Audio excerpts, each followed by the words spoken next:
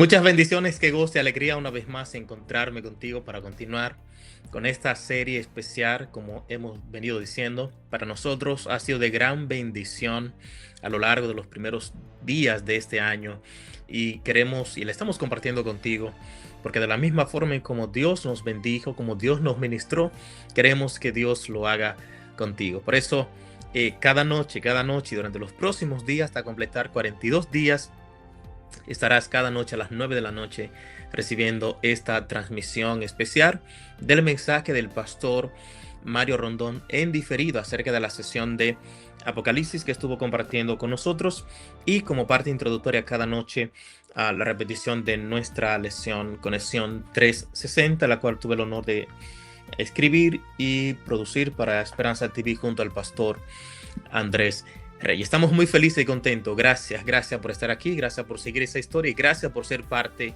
de ella. En esta hora yo quisiera orar a Dios y decirle al Señor que nos bendiga, que su palabra que se renueva cada mañana, hoy sea renovada y sea de gran inspiración para ti y los tuyos al aprender lecciones, reflexiones acerca de Conexión 360 y al estudiar las profecías bíblicas con el pastor Mario Rondón. Permíteme orar a Dios contigo.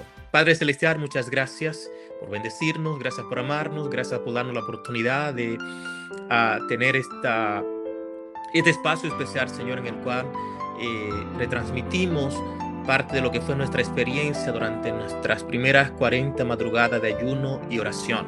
Allí, cada mañana estudiamos el libro Conexión 360 y nos detuvimos a explorar las profecías bíblicas y el libro de Apocalipsis junto al pastor Mario Rondón.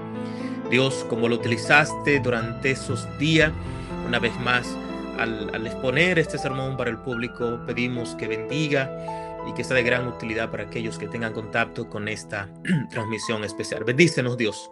Háblanos y ministranos. Una vez más, oro en el nombre de Jesús.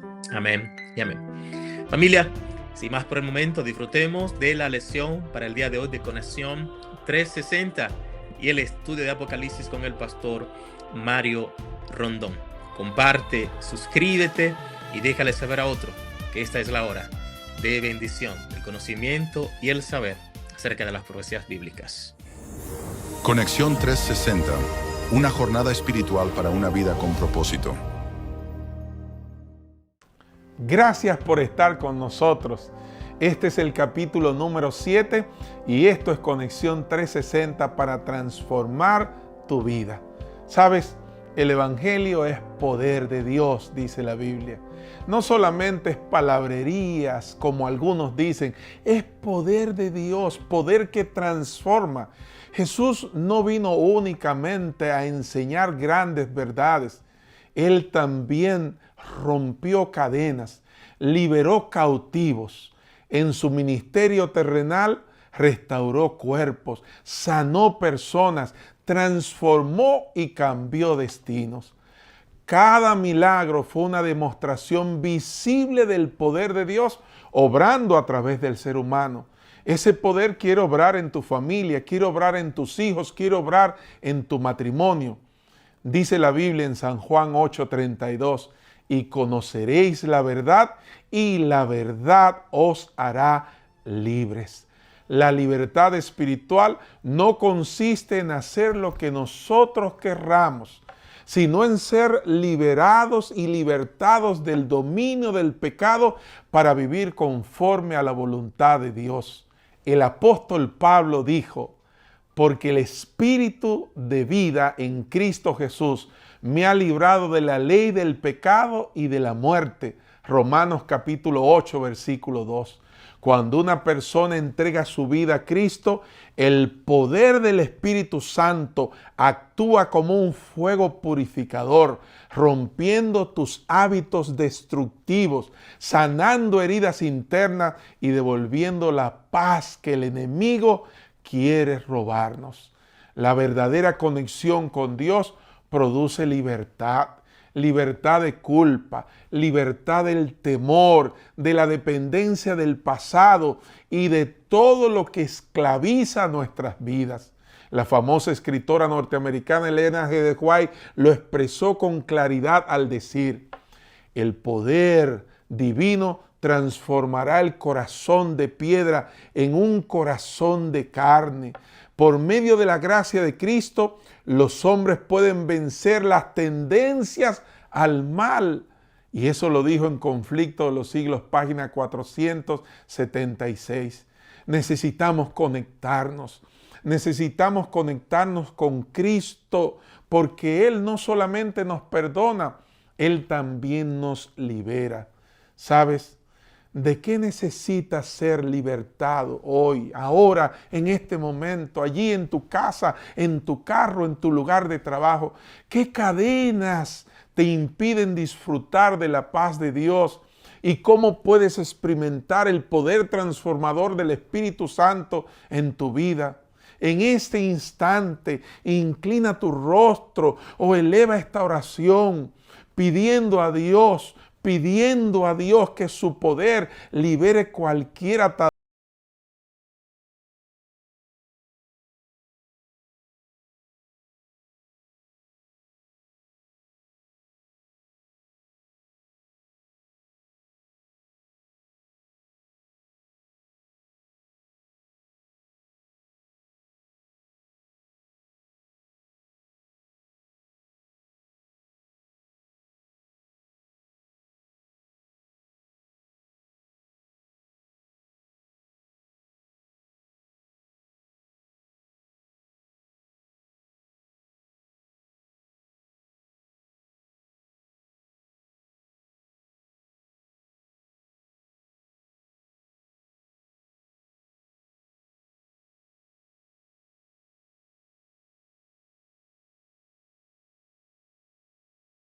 Siervo de Dios, Pastor Mario Rondón, que Dios te use como siempre y todos seamos bendecidos al estudiar el libro de Apocalipsis. Biblia en mano y vamos a estudiar.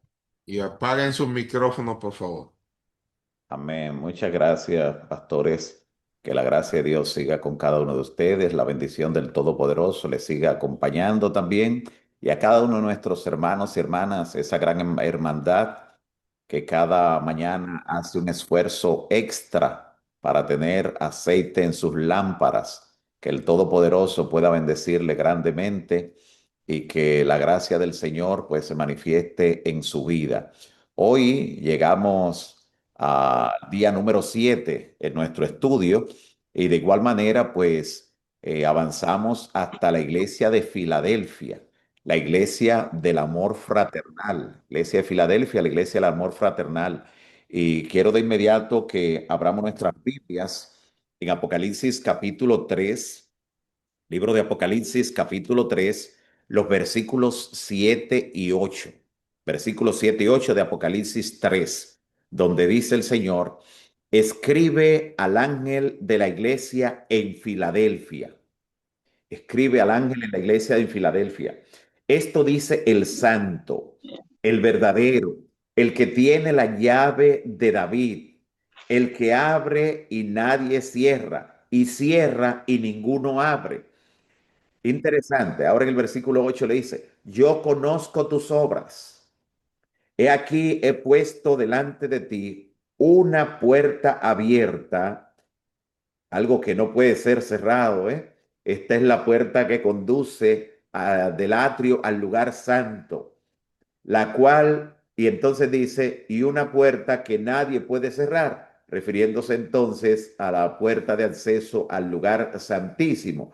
Esta iglesia juega un papel muy importante en esa transición del ministerio de Jesús en el lugar santo al lugar santísimo. Es la iglesia que va a conectar también con la séptima y última iglesia, que es la iglesia de la Odisea.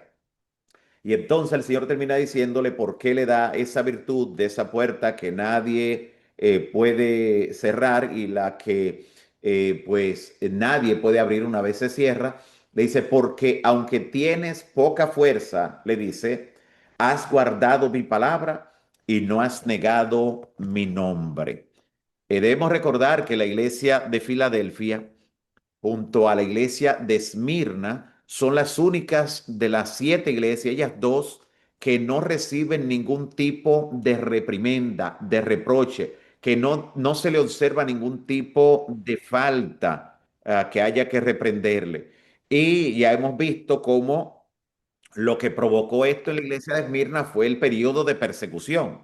Periodo de una cruel persecución hizo que los miembros de esa iglesia que se mantuvieran unidos, que esa iglesia se mantuviera pura, porque la persecución elimina todo tipo de escoria, elimina cizaña, solo queda puro trigo, puro trigo. Por eso en tiempos de paz ingresan al pueblo de Dios todo tipo de personas, con todo tipo de intereses y motivaciones. Pero cuando viene la persecución, causa el zarandeo, hace que solo quede el puro trigo allí en el pueblo del Señor. Y en el caso de la iglesia de Filadelfia, pues no es la persecución lo que hace provocar esa pureza y esa unidad, sino que lo es el amor fraternal, que es el significado del nombre de Filadelfia. Así que hay dos cosas que son capaces de producir en la iglesia ese estado, esa condición espiritual que el Señor solo pues tiene para ella encomios. Uno lo es la persecución y lo otro es el amor fraternal, porque ambos crean esa condición que el Señor, pues, que le gusta ver manifestado en su pueblo, en su iglesia. ¿En quién se cumple esta iglesia de Filadelfia que va desde el año 1798, cuando termina la supremacía papal, cuando terminan los 1260 años de la profecía, que eran una extrapolación, por decirlo de alguna manera, de los 42 meses, de los 1260 días, de los 3 años y medio, que también fue perseguido Elías en tiempos de la verdadera Jezabel. Pues ahora estos 1260 años concluyen en 1998. Allí termina la iglesia de Sardis, la iglesia de la Reforma, y da paso en ese año 1798 a la iglesia de Filadelfia, que dura solo unos 46 años. Por eso incluso dice que tienes poca fuerza, refiriéndose no a un movimiento que va a descollar por tantos años, sin embargo, recibe del Señor solamente encomio. El movimiento milerita, ese movimiento que en Norteamérica provocó un gran despertar religioso, fue parte integral de esta iglesia de Filadelfia. Justo antes de 1844, fue una gran parte de lo que se conoce en Estados Unidos también como el segundo gran despertar, un periodo de un resurgimiento del protestantismo que movilizó a cientos de miles de personas a estudiar las profecías, especialmente de Daniel y Apocalipsis, y esperar el retorno de Cristo, todo este movimiento que culminó en 1844 con lo que conocemos como el Gran Chasco, en octubre de 1844, pero dando origen entonces luego a lo que tiene que ver con el movimiento del adventismo. Todo lo que ocurre en el cielo, de alguna manera, hermanos y hermanas, impacta la tierra. Todo. Y esto lo digo para que entendamos el contexto en el que ocurren los eventos que en la iglesia de Filadelfia, pues produjeron lo que conocemos como el Gran Chasco, ese movimiento pionero del adventismo. Todo lo que ocurre en el cielo impacta de alguna manera en la tierra. Lo primero que tenemos que ver en la historia sagrada, en ese sentido de que lo que ocurre en el cielo impacta en la tierra, es que cuando Lucifer se rebeló en el cielo, cuando Lucifer cayó en el cielo, esto inmediatamente produjo un plan de acción mediante el cual el hombre llegaría a habitar aquí en la tierra. El hombre llegaría a la existencia después de la caída de Lucifer. Note lo que dice el libro La verdad acerca de los ángeles en la página 53. Dice la inspiración: el propósito de Dios era repoblar el cielo con la familia humana. Note que producto de la caída de Lucifer y sus ángeles, entonces Dios tenía como propósito repoblar el cielo con la familia humana. Y esa cita termina diciendo de manera interesante: las vacantes que se produjeron en el cielo por la caída de Satanás y sus ángeles serán llenadas por los redimidos del Señor. Es interesante. Así que desde la caída de Lucifer y sus ángeles en el cielo, desde la rebelión, la existencia del ser humano en el planeta Tierra tiene un propósito muy especial y particular. Desde allí, todo lo que ha estado ocurriendo en el cielo impacta a la Tierra. También luego de la misión de Cristo, de su ministerio terrenal, de la vida, muerte, crucifixión y resurrección de Cristo, en su ascensión, posterior a su ascensión, Cristo es entronizado, ocurre el ungimiento en la inauguración del santuario celestial y ese ungimiento en el cual el Señor Jesús se recibe la triple unción como profeta de su pueblo, como rey de reyes y como sumo sacerdote de los bienes venideros, una triple unción que en la tierra ocurría con aceite, en el caso de esos tres personajes, profeta, rey, sacerdote, pero en el cielo no se utilizan símbolos, se utilizan realidades. Así que la unción de Cristo que se destaca allí en Hechos no es con aceite, sino con el Espíritu Santo. Y por eso la unción triple que se derramó sobre él no se contuvo en el cielo y descendió, como profetizaba el Salmo 133, como el rocío sobre el monte de Sión. Cayó en Jerusalén sobre los discípulos en el aposento alto. Así que note cómo la entronización, la inauguración del santuario celestial con el ungimiento de Cristo impactó aquí en la tierra, provocando en el día de Pentecostés ese gran despertar producto del descenso poderoso del Espíritu Santo. Pero no solo esto, también la entrada de Cristo al lugar santísimo en 1844, su paso de la fase del lugar santo al lugar santísimo, esto produjo en la tierra un gran despertar. Dios no iba a permitir que un acontecimiento tan trascendental como el inicio del juicio investigador en el cielo, Cristo entrando a la última fase en el santuario celestial, eso pasara desapercibido en la tierra. No iba a permitirlo. Y por eso ocurre lo que ocurre aquí en la tierra, siendo como escenario la iglesia de Filadelfia, con el movimiento milerita. Y no solo estos acontecimientos, podemos ver todavía otro acontecimiento en el futuro que ocurrirá en el cielo y que impactará la tierra. Y es que cuando Cristo termine su ministerio intercesor, sumo sacerdotal, en el lugar santísimo del santuario celestial, cuando salga de allí diciendo, hecho es, allí se cerrará la gracia. Eso que ocurrirá en el cielo va a impactar la tierra porque aquí estará cerrada la gracia y se derramarán las 7 postreras plagas.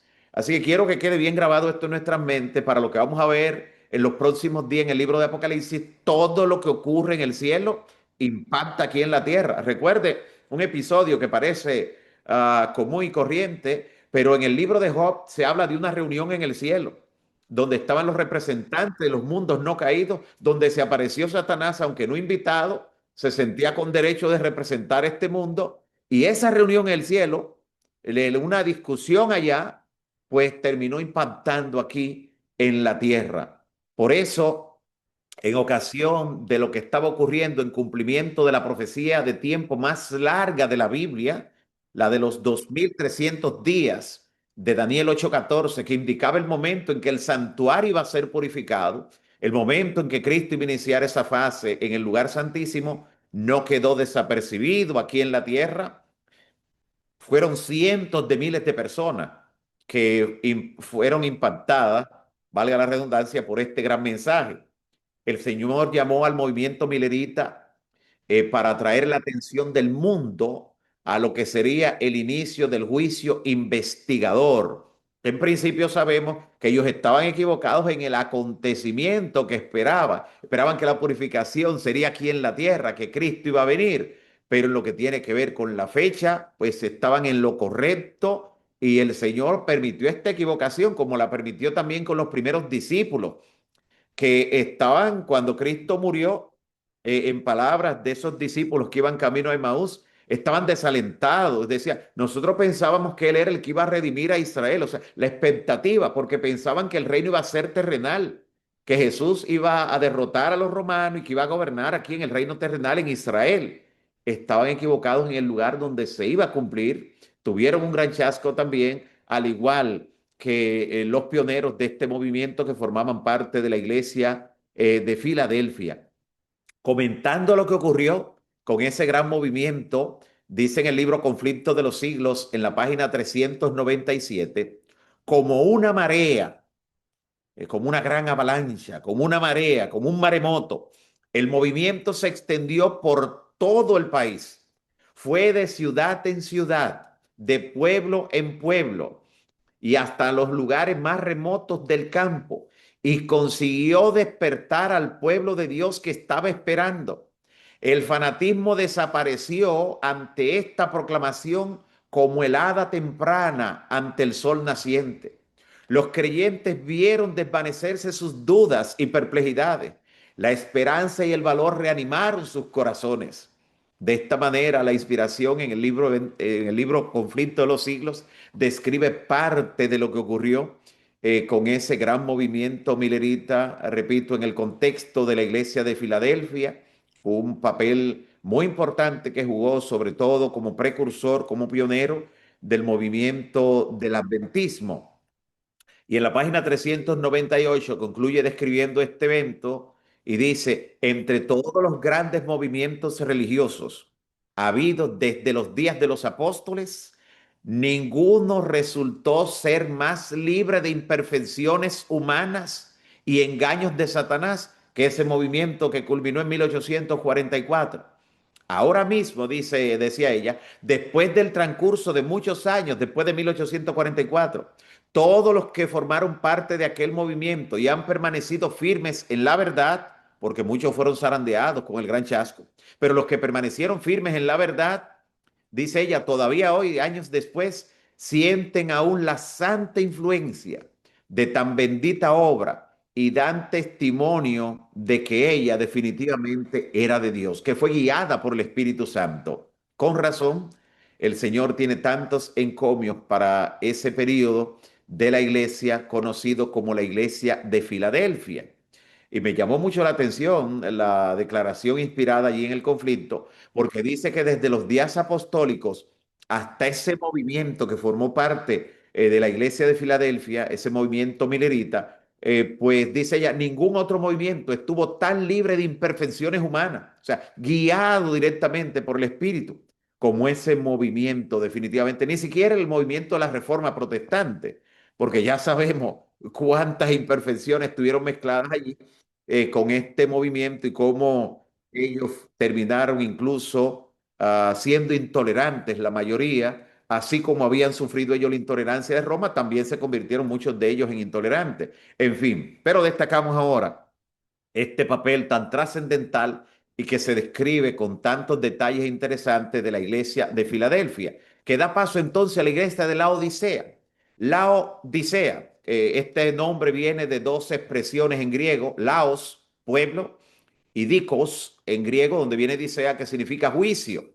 Así que el periodo de la séptima iglesia describe al pueblo que vive durante el tiempo del juicio. Ese juicio investigador que inicia en 1844, al que llevó o desembocó la iglesia de Filadelfia con esa puerta que nadie puede cerrar. Así que la iglesia de la Odisea es mencionada incluso hasta en cartas del apóstol Pablo. Por ejemplo, en Colosenses capítulo 4, versículos 15 y 16, podemos leer que el apóstol Pablo cita el nombre de esta iglesia de la Odisea, porque era una iglesia que existía también histórica, como las demás, aunque tienen aquí la connotación del mensaje profético a lo largo del tiempo. En Colosenses 4:15, el apóstol Pablo dice, saludad a los hermanos que están en la Odisea, la ciudad de la Odisea, la iglesia allí en la Odisea, a Ninfa y a la iglesia que está en su casa. Cuando esta carta haya sido leída, dice, entre vosotros, o sea, entre los colosenses, que también la envíen a la iglesia en la Odisea, los laodicenses, le dice allí, y la carta de la Odisea, que la lean también entre vosotros. Interesante. El texto allí está indicando que Pablo había escrito también una carta a la Odisea. Y claro, esa carta se perdió no estuvo entre los escritos que el Señor decidió conservar para la posteridad. Pero aquí se está mencionando de manera interesante, dando testimonio de su existencia histórica en primer término. Así que la iglesia de la Odisea es la última de las 7 iglesias, la última de las 7 iglesias, abarca el periodo de la historia que va desde 1844 hasta la segunda venida de nuestro Señor Jesucristo. Todo el periodo que abarca el ministerio intercesor en el lugar santísimo hasta el momento cuando se cierre la gracia. Es interesante que Dios llama la atención a los tibios o a la tibieza de la iglesia de la Odisea. El testigo fiel le llama la atención para que se haga caliente. E dice incluso, ojalá fuere frío o caliente, porque siendo tibio provocas náusea, provoca deseos de vomitarte de mi boca. Así que definitivamente el Señor llama la atención a esta iglesia, pero le da también una recomendación especial, que compre oro, esa fe especial, que compre vestiduras blancas, la justificación por la fe, que no ponga su seguridad en los méritos, en las obras humanas que realice, en la riqueza de obras, no, sino en la justicia perfecta de Cristo, y que compre colirio, que pida discernimiento espiritual. Pero a esta iglesia que el Señor le dé esta reprimenda tan grande, le asegura que los que venzan al final se sentarán con él. Sí, no es que esta iglesia, como creen algunos, finalmente es vomitada y que el Señor tiene que volver a buscar una de las otras. No. Como en todo periodo de la iglesia, a los que se mantengan fieles, a los que perseveren, el Señor dice, al que venza, a los que venzan finalmente de esa iglesia, el Señor le permitirá sentarse junto a él en el trono celestial. Es interesante cómo cada una de las 7 iglesias, haciendo un cierre de esa Sí, porción de la escritura, contiene un mensaje de restauración. El pecado nos privó del árbol de la vida, pues el Señor promete a la primera iglesia justamente devolverle el acceso al árbol de la vida. El pecado también nos sentenció a la muerte, pero por la gracia de Dios, a la segunda iglesia se le promete la victoria sobre la segunda muerte. El pecado nos fuerza a ganarnos el pan con el sudor, con fatiga, con dolor, pero por la gracia de Dios, a la tercera iglesia se le promete que se le dará a comer del maná escondido. El pecado también nos robó el dominio de la tierra, el dominio, la gobernanza que Dios había dado al hombre para el mundo, pero por la gracia de Dios se promete en Apocalipsis que recibiremos poder para gobernar a las naciones, ser un reino de reyes y sacerdotes nuevamente. El pecado también nos dejó desnudos, así como aparece la iglesia de la Odisea, pero por la gracia de Dios se nos promete vestirnos de vestiduras blancas y somos vencedores. El pecado también nos expulsó de la presencia de Dios, pero por la gracia de Dios, Apocalipsis nos dice que seremos hechos columna en el santuario, en el templo de nuestro Dios. Finalmente, el pecado nos hace retornar al polvo otra vez, a esa condición humillante, al polvo, volverás al polvo, porque polvo eres, pero la gracia de Dios nos sentará nuevamente en el trono de nuestro Señor Jesucristo. Allí nos sentaremos porque el Señor promete que al que venciere, Él le dará que se siente con Él en su trono. Dios te dará el privilegio, mi hermano y hermana, de que te sientes en su trono, el trono de donde se dirige el universo. Y para que algunos nos digan, eso a lo figurado, él dice, así como yo he vencido y me he sentado, él se sentó, tú te sentarás si eres un vencedor y una vencedora. Que Dios te bendiga, mi hermano y hermana. Familia, feliz y contento. Dios nos ha bendecido una vez más, como lo ha hecho, y agradecemos una vez más y de forma muy especial al pastor Mario Rondón por permitir que Dios lo utilice como instrumento, poner sus dones, sus talentos al servicio de Dios para que esos conocimientos que Dios ha puesto en él pueda compartirlo con nosotros y bendecirnos. Mañana nos estamos mirando a las 9 de la noche una vez más para continuar con esta serie especial Conexión 360 y Apocalipsis con el pastor Mario Rondón. No olvides compartir este mensaje con alguien, no olvides suscribirte, no olvides dejarle saber a otro que Dios habla a través de las profecías bíblicas y que las lecciones de Conexión 360 nos están conectando más con el Dios Todopoderoso. Nos vemos mañana. Permíteme orar contigo y después de orar será hasta mañana cuando nos volveremos a encontrar. Padre Celestial, gracias por tu amor, tus bendiciones, gracias por ministrarnos, gracias por los amigos que han estado conectados, Señor, las oraciones que se han colocado en el chat. Pido que tú la respondas conforme a tu voluntad y que milagros se han hecho en las vidas de nuestros amigos. Padre Celestial, esperamos mañana poder encontrarnos y que haya un grupo mayor de amigos, hermanos, no solamente siguiendo esta transmisión, sino aprendiendo más y más de tu palabra. Oro, Dios, en el nombre de Jesús. Amén y amén. Familia, hasta mañana. Un abrazo para todos. Muchas bendiciones.